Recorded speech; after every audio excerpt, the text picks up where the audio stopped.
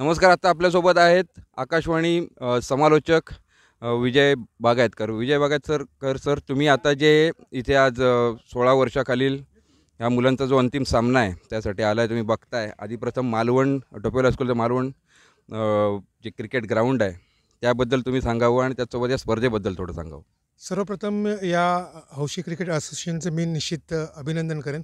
कारण आजकाल जो टेनिस क्रिकेटचा एवढा म्हणजे धुमाकूळ चालला आहे की प्रीमियर लीगच्या माध्यमातून टेनिस क्रिकेट फार फोफावलं आहे. पण त्या अनुषंगाने जो पाया आहे क्रिकेटचा, हा लेदर बॉल क्रिकेट, ह्या पायाला हा पाया कुठे घसरतो की काय असं वाटत असताना सिंधुदुर्ग जिल्हा हौशी क्रिकेट असोसिएशन जे उपक्रम राबवला आहे त्याचं निश्चित कौतुक करेन.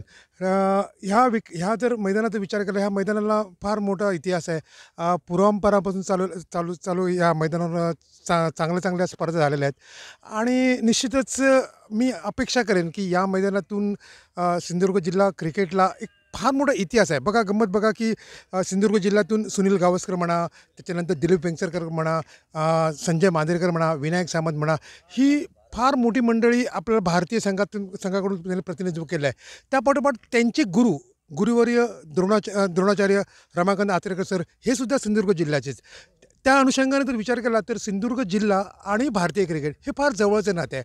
आणि त्याच अनुषंगाने याच भूमीतून याच हौशी क्रिकेट असोसिएशनच्या माध्यमातून जर भविष्यात एक चांगला रणजी खेळाडू किंवा चांगला भारतीय संघासाठी खेळाडू मिळाला तर एक फार मोठं एक बक्षीस या संघटनेला देऊ शकेन मी. आणि आता जेव्हा आता सामन्याला सुरुवात होतेच आहे, या दरम्यानचे पुढच्या उपक्रमांना सुद्धा तुमच्या जिल्हा हौशी क्रिकेट असोसिएशन आणि तालुका हौशी क्रिकेट असोसिएशन यांच्या उपक्रमांबद्दल तुम्ही काय सांगाल आता? आत्ताच सर जे म्हणाले की जसं विदर्भाचा एक संघ आला आहे बघा, रणजी करंडक स्पर्धेमध्ये, बडोद्याचा हळूहळू एक संघ येतात. त्याच अनुषंगाने जर कोकणचा संघ मिळाला तर मी तर म्हणेन की हा माइलस्टोन असेल कोकणसाठी. की बघा, रायगड म्हणा, सिंधुदुर्ग म्हणा, अतिशय गुणवान असे खेळाडू आहेत आणि ते जर हे खेळाडू जर हेरले आणि भविष्याचं कोकणचा संघ जर रणजीकरण पदार्पण केलं.